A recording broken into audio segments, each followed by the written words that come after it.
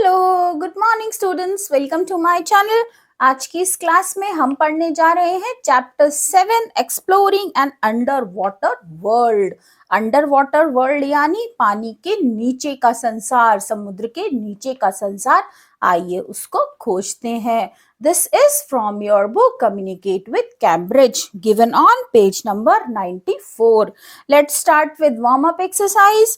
On 28 August 1988, an unusual sailboat named Lorcha stopped at Harbourfront in Toronto, Ontario. 28 अगस्त 1988 को एक अनोखी सी sail boat, पानी में चलने वाला जहाज, वो ओंटारियो के टोरंटो के हार्बर फ्रंट में आकर रुक जाती है। For 5 years, Lorcha had been the home for Penny Howard and her younger brother Peter and their parents Fiona and Paul. और फिर वो कहती हैं कि लगभग 5 सालों तक ये जो बोट थी, लोरचा जिसका नाम था, ये घर रहा है किसका? पेनी हॉवर्ड का, उसके छोटे भाई पीटर का और उनके पेरेंट्स फोना और पॉल का ये घर था। यानी 5 साल तक वो इसी बोट पर घूम रहे थे। As they sailed from country to country around the world, अब ये 5 साल तक उनका घर कैसे था? क्योंकि वो उसी पर एक देश से दूसरे देश तक समुद्र में ही घूम रहे थे। The family had started out on their grand adventure on Penny's 6th birthday, 1st July 1983। Family ने ये अपनी जो अद्भुत रोमांचक यात्रा थी, ये शुरू की थी पेनी के 6th बर्थडे पर 1 जुलाई 1983 को। आइए चैप्टर को पढ़ते हैं। When we left Canada, वो कहती हैं कि जब हमने कनाडा छोड़ा, I could already swim like a fish, but I had never learned how to dive or to go snorkeling।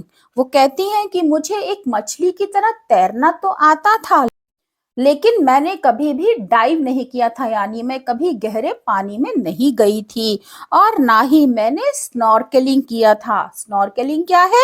That is to swim with a mask and a breathing tube. एक mask लगा करके और सांस लेने के लिए एक tube की सहायता लेकर स्विम करना, उसे कहते हैं स्नॉर्केलिंग।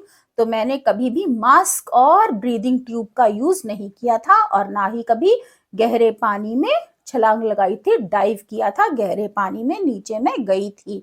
मुझे केवल ऊपरी सतह पर मछली की तरह तैरना आता था। I first wanted to go snorkeling in Buko Reef in Tobago। वो कहती है कि सबसे पहले मुझे स्नॉर्केलिंग के लिए जाना था ब्यूको रीफ टोबैगो में, जो क्या है?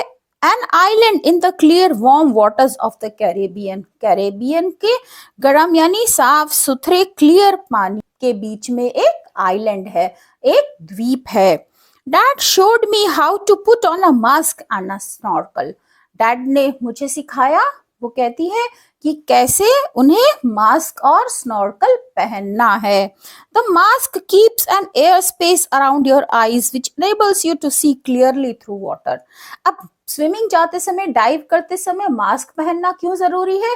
क्योंकि मास्क आपके चेहरे से बिल्कुल सटा नहीं होता, थोड़ा डिस्टेंस होता है, एयर के लिए स्पेस होती है, जिससे कि आपकी आंखें पानी में बंद ना होकर खुली रहती हैं और आप पानी के नीचे भी देख सकते हैं। तो उसके डैड ने उसे मास्क पहनना और स्नॉर्कल यूज करना सिखाया। स्नॉर्कल क्या है?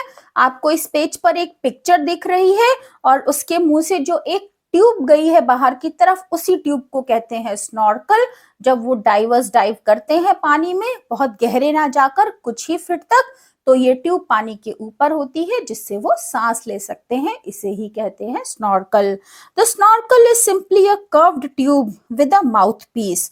स्नॉर्कल एक साधारण सी कर्व्ड यानी मुड़ी हुई ट्यूब है, और जिसके ऊपर माउथ पीस यानी एक मास्क होता है, जिसे मुंह पर लगाते हैं। You swim on the surface of the water with your face down and you breathe through the snorkel. और आप पानी की सतह पर ही पानी के नीचे तैरते हैं, लेकिन आपका चेहरा कैसे होता है? पानी के अंदर होता है, और उस ट्यूब यानी स्नॉर्कल की सहायता से आप सांस ले सकते हैं। Which sticks up in the air above the water. और ये स्नॉर्कल का एक सिरा पानी के ऊपर होता है, तो आप आराम से ब्रीथ कर सकते हैं। To tell the truth, I was a little scared. अब वो कहती है कि सच्चाई तो ये है कि अगर मैं सच कहूं तो मैं थोड़ा डरी हुई थी. What if I could not breathe? क्या होगा अगर मैं सांस ना ले सकी? ये उसके मन में डर था. But when I looked out over the beautiful warm turquoise water, I decided it was too good a chance to miss, so I slipped in. वो कहती है लेकिन जब मैंने सुंदर गरम और ब्लूइश ग्रीन कलर के पानी को देखा तो मुझे लगा कि इतना सुंदर मौका मुझे नहीं गंवाना चाहिए और वो पानी में कूद गई, स्लिप कर गई. But when I opened my eyes, वो कहती है कि जब उन्होंने पानी के अंदर अपनी आंखें खोली, I was in a different world. मैं एक दूसरे ही संसार में थी. I was amazed at all the beautiful fish, red and orange and green and blue and gold and purple creatures swam past with all kinds of spots, dots, stripes and squiggles. जब वो पानी में कूदी तो उसके अंदर बहुत सुंदर सुंदर उन्हें फिश दिखाई दी. कौन से रंग की थी वो? रेड कलर की, ऑरेंज कलर की, ग्रीन कलर की, ब्लू, गोल्ड और पर्पल कलर के कुछ क्रिएचर्स यानी पानी में रहने वाले जंतु भी दिखाई दिए जो उनके पीछे तेजी से स्विम कर रहे थे. जिनके शरीर पर क्या थे? बहुत सारे स्पॉट्स थे, दाग थे, धब्बे थे, स्ट्राइप्स यानी लहरें थी और स्क्विगल्स भी थे. But there were other less friendly underwater creatures. लेकिन इसके साथ ही साथ पानी में कुछ ऐसे क्रिएचर्स भी थे जो लेस फ्रेंडली यानी वो जल्दी दोस्ती नहीं कर सकते थे. अब ये उसने कैसे पहचाना? क्योंकि वो उनसे दूर रह रहे थे, इसलिए वो लेस फ्रेंडली थे और जो फ्रेंडली क्रिएचर्स थे वो उनके पीछे पीछे स्विम कर रहे थे. When a mean looking barracuda went by, I swam very close to mom. वो कहती हैं कि जब एक अजीब सा दिखने वाला बैराकुडा मेरे पास आया तो मैं डर के अपनी मॉम के पास चली गई. It was almost 2 meters long और वो बैराकुडा लगभग 2 मीटर लंबा था. Snorkelling on the surface of the water was fun. Snorkelling करना पानी की सतह पर बहुत मजेदार है. I wanted to take a closer look at the fish and coral. वो कहती है कि मछलियों को, कोरल्स को पास से देखना बहुत ही मजेदार है. कोरल कहते हैं समुद्र की सतह पर जब रेत से या फिर छोटे छोटे एनिमल्स का ग्रुप बनाकर एक रॉक की तरह पत्थर का आकार ले लेता है तो उसे कहते हैं कोरल. तो उन्हें कोरल्स को और फिश को पास से देखना बहुत मजेदार लग रहा था. So I began to learn to dive. तो इसलिए उन्होंने डाइव करना सीखना शुरू किया. The flippers I wore helped me swim faster and dive deeper. जो मैंने फ्लिपर्स पहने थे, फ्लिपर्स जो डाइवर्स होते हैं वो पैरों में पहनते हैं, तो फ्लिपर्स की सहायता से तेज तैरना और नीचे गहराई तक जाना आसान होता है.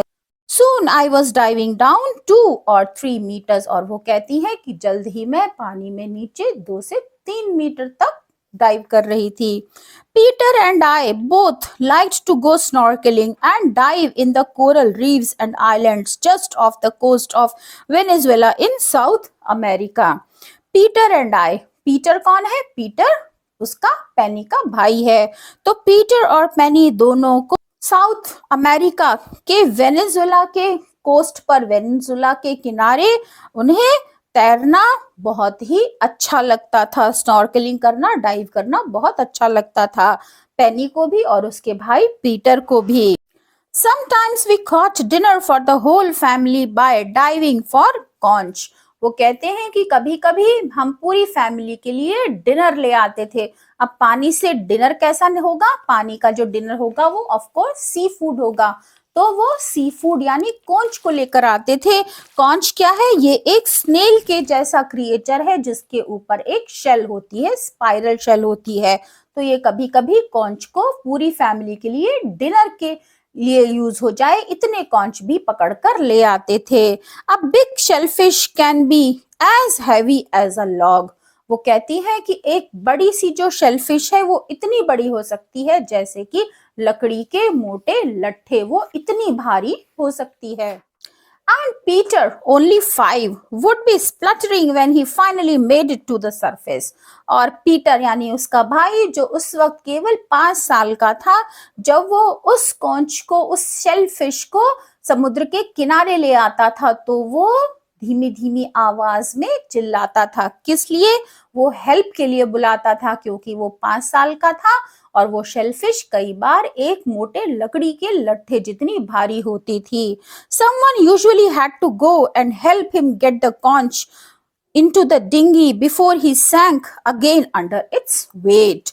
और किसी को उसकी हेल्प के लिए आना पड़ता था उस कॉन्च को उठा करके। डिंगी कहते हैं बड़ी शिप के बगल में जो छोटी सी नाव होती है, उस नाव पर ले जाने के लिए, इससे पहले कि वो उस फिश के वजन के कारण फिर से पानी में डूब जाए, तो किसी को हेल्प के लिए आना पड़ता था। जब वो आवाज लगाता था और वो आकर के कॉन्च को पकड़ के डिंगी में रख करके शिप पर ले जा सके। If I had to select one favorite place to swim, it would be the Galapagos Islands in the Pacific Ocean. पेनी कहती है कि अगर मुझे स्विम करने के लिए अपनी पसंदीदा जगह चूज करनी हो तो मैं चूज करूंगी गैलापागोस आइलैंड को, गैलापागोस के द्वीपों को जो पैसिफिक ओशन में है। All the islands have very tame animals on them. और वो कहते हैं कि उस आइलैंड पे जितने भी एनिमल्स हैं वो सारे बहुत फ्रेंडली हैं। One day our guide told us we could go swimming with the sea lions. वो कहती हैं कि एक दिन उनके गाइड ने उन्हें बताया कि वो सी लॉयंस के साथ समुद्र में डाइविंग के लिए, स्विमिंग के लिए जा सकती हैं। I was a bit doubtful about this. वो कहती है कि मुझे इस पर थोड़ा संदेह था। The slithering creatures looked quite friendly, but a sea lion is as big as a human child and they were swimming around so fast. वो कहती हैं कि जो ये सी लायंस थे, ये स्लिथरी क्रिएचर्स यानी इनकी जो शरीर था, इनकी जो बॉडी थी वो स्लिपरी थी, फिसलन वाली थी, चमकदार थी, शाइनी थी, और ये फ्रेंडली क्रिएचर थे यानी वो आपसे डर नहीं रहे थे। एक सी लॉयन जो है वो एक मनुष्य के, इंसान के बच्चों जितना बड़ा हो सकता है और वो उसके साथ साथ बहुत तेजी से स्विम कर रहा था। But after everyone else had slid into the water I went into. वो कहती है कि यद्यपि मैं डरी हुई थी, लेकिन जब सब लोग पानी में चले गए तो उसे भी जाना पड़ा। I had quite a bit of fun. मुझे बहुत मजा आया। With sea lions coming right up to me, then moving off at the very last minute, just centimeters away. पानी में जाते ही जो सी लॉयंस थे वो उसके पास आ रहे थे, लेकिन जब कुछ ही सेंटीमीटर्स की दूरी रह जाती थी तो वो उससे दूर हो जाते थे, और ये बहुत मजेदार था। It was easier to make friends with the sea lions on shore than while swimming with them. वो कहती हैं कि सी लॉयन से दोस्ती करना समुद्र के किनारे ज्यादा आसान था इसके बजाय कि पानी में उससे दोस्ती की जाए। I had a long talk with a sea lion who popped out of the water beside a rock I was on. वो कहती है कि समुद्र के किनारे द्वीप में के ऊपर जब मैं एक रॉक, पत्थर के ऊपर बैठी थी तो एक सी लॉयन मेरे पास आ गया पानी में से निकल करके और काफी देर तक मुझसे बात करता रहा। Another sea lion came ashore to tell Peter and me about how a shark had bitten off his flipper. एक दूसरा सी लॉयन आ गया रॉक के ऊपर पीटर और पेनी से बात करने के लिए, और वो उसे बता रहा था कि कैसे उसके फ्लिपर्स को एक शार्क ने काट लिया था। He had nasty scars to back up his story. और अपनी कहानी को सच बताने के लिए उसने वो निशान भी दिखाए, उसके शरीर पर निशान भी थे चोट के। By the time we got to the Solomon Islands in the South Pacific, I was a pretty strong swimmer and I felt comfortable diving to about 3 meters. वो कहती है कि जब वो साउथ पैसिफिक में सोलोमन आइलैंड्स में, Solomon के द्वीप पर पहुंची, तब तक वो एक अच्छी स्विमर बन चुकी थी और उसे 2 से 3 मीटर अंदर डाइव करना कंफर्टेबल था, वो इसे आराम से कर पाती थी। One day someone from another boat asked mom and dad to dive for their prop, the propeller of the engine of their dinghy. एक बार एक दूसरी बोट से किसी ने मॉम और डैड को कहा, पेनी के मॉम डैड को, कि उसकी डिंगी का प्रोपेलर, डिंगी का जो प्रोपेलर है वो पानी में नीचे गिर गया है और they had to drop it overboard about 8 meters of water, और लगभग वो पानी में 8 मीटर तक नीचे चला गया है। There's also a nice triton shell there, said our friend, और उन्होंने, मेरे दोस्तों ने क्या बताया कि पानी में नीचे एक सुंदर सा ट्रिटन शेल भी है। ट्रिटन क्या होता है? ट्रिटन एक सी एनिमल है जिसके ऊपर सुंदर रंगीन शेल होते हैं, तो वहां पर ये भी मिलेगा, ये भी पाया जाता है। I thought to myself, Penny कहती है कि मैंने खुद से सोचा, I had never dive so deep before, इससे पहले मैंने इतनी गहराई में कभी गोता नहीं लगाया था, कभी डाइव नहीं किया था। But I took a long breath and swam down and down and down, फिर वो कहती है कि मैंने एक गहरी सांस ली और नीचे गहराई में मैं जाती गई। Everyone was surprised, हर कोई हैरान था। When I came up gasping for breath, जब मैं बाहर आई और गहरी गहरी छोटी छोटी सांस ले रही थी, and holding the shell, और मेरे हाथ में वो शेल था। The shell now sits in my bedroom in Toronto, और वो शेल अब मेरे बेडरूम में टोरंटो में रखा हुआ है। It reminds me of great adventures in faraway lands, और ये मुझे उस रोमांचक यात्रा की याद दिलाता है जो हमने सुदूरवर्ती यानी दूर दूर तक की है। It also tells me that I can do whatever I want to do if I just try, और ये मुझे ये भी बताता है कि जो भी हम चाहे वो कर सकते हैं, लेकिन उसके लिए हमें कोशिश करनी होगी। अगर हम ट्राई ही नहीं करेंगे तो we can never do anything. So if you want to do anything, just go ahead and try for it. So students, I hope you have understood this chapter. If you like the video, then write to me in the comment section your name and your class, and of course subscribe my channel. Don't forget to press on like and bell icon. See you soon. Till then, bye bye. Have a good day.